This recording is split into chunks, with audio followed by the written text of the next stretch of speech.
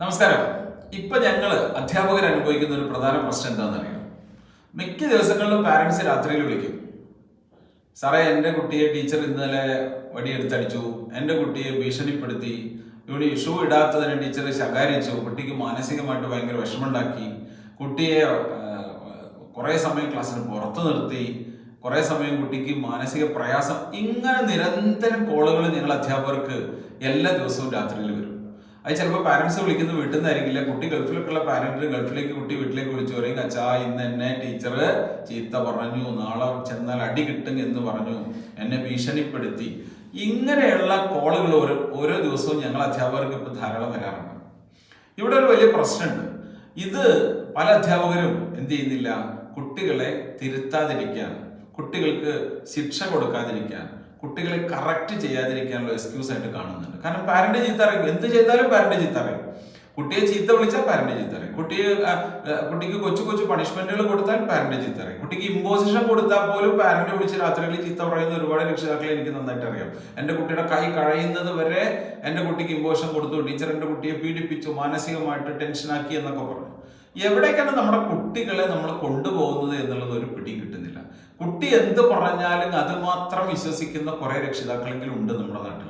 എന്താണ് കുട്ടി പറഞ്ഞാൽ അതാണ് ശരി. കുട്ടികളെ ലാളിക്കുകയും അമിതമായി ലാളിക്കുകയും കുട്ടികളെ വല്ലാതെ പാമ്പർ ചെയ്തിട്ട് കുട്ടികളെ ഒരു കുഴപ്പവും കുട്ടിക്ക് വരാൻ പാടില്ല, കുട്ടിക്ക് ഒരു ബുദ്ധിമുട്ട്, മനപ്രയാസം പാടില്ല, ശിക്ഷ പാടില്ല, തിരുത്തലുകൾ പാടില്ല, ചീത്ത പറയാൻ പാടില്ല.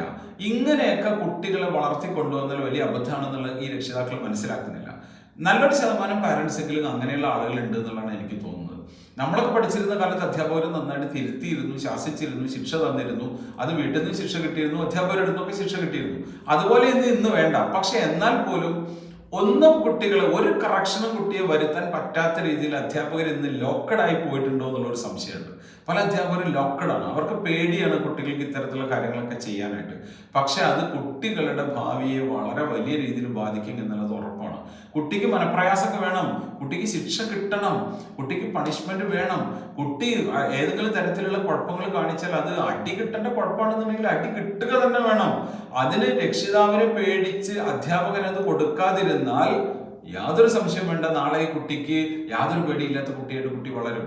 അപ്പോൾ കുട്ടി ഇന്ന് ചിന്തിക്കുന്നത് എനിക്ക് എല്ലാ അവകാശങ്ങളും ഉണ്ട്, എന്നെ ആരും കറക്റ്റ് ചെയ്യില്ല, എൻ്റെ ടീച്ചർ പണിഷ്മെന്റ് എനിക്ക് തരില്ല, എൻ്റെ പാരന്റ് എനിക്ക് പണിഷ്മെന്റ് തരില്ല, ഇതൊക്കെയാണ് കുട്ടിയുടെ ധാരണ.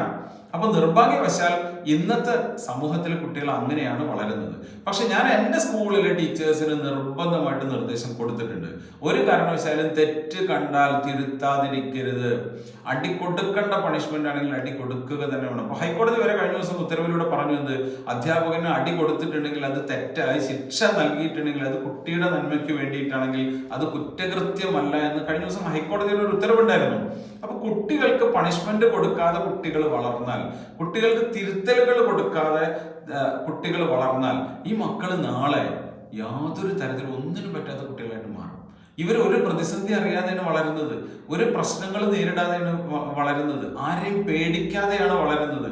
ആരെയും പേടിക്കാതെ, പ്രതിസന്ധികൾ തരണം ചെയ്യാതെ, പ്രശ്നങ്ങൾ അഭിമുഖീകരിക്കാതെ വളരെ കംഫർട്ടായിട്ടുള്ള സോണിലൂടെ വളരുന്ന കുട്ടി സ്വന്തം കാലിൽ നിൽക്കാൻ തുടങ്ങുമ്പോൾ, പ്രതിസന്ധികൾ അവൻ്റെ ജീവിതത്തിൽ വരുമ്പോൾ, അവൻ പ്രശ്നങ്ങൾ വരുമ്പോൾ അവൻ തളർന്നു പോകും. അങ്ങനെയാണ് കുട്ടികൾ എന്ത് ചെയ്യുന്നത്, വളരെ ചെറുപ്രായത്തിൽ തന്നെ സൂയിസൈഡ് ടെൻഡൻസി ഒക്കെ കാണിക്കുന്നത്. അപ്പൊ ചെറുപ്രായത്തിൽ തന്നെ കുട്ടികൾക്ക് പ്രതിസന്ധികൾ കൊടുക്കണം, പ്രശ്നങ്ങൾ കൊടുക്കണം, പണിഷ്മെന്റുകൾ കൊടുക്കണം.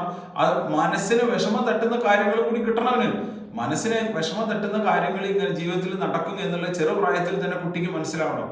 ഇതെല്ലാം മുതിർന്നു കഴിഞ്ഞാൽ ഇവൻ നേരിടാൻ എന്തായാലും തുടങ്ങും, യാതൊരു സംശയം വേണ്ട. അവന്റെ ലൈഫിൽ ഇത്തരത്തിലുള്ള പ്രശ്നങ്ങളൊക്കെ വരും.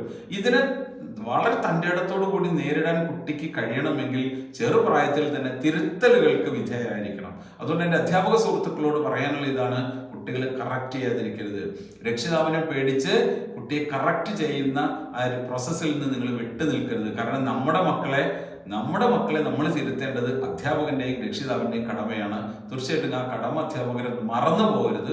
രക്ഷിതാക്കള് അധ്യാപകർ നൽകുന്ന ശിക്ഷ അതിന്റെ ഗൗരവം മനസ്സിലാക്കിക്കൊണ്ട് തന്നെ അധ്യാപകരുടെ കൂടെ ചേർന്ന് നിൽക്കണം എന്നാണ് ഈ അവസരത്തിൽ എനിക്ക് പറയാനുള്ളത്. Thank you so much.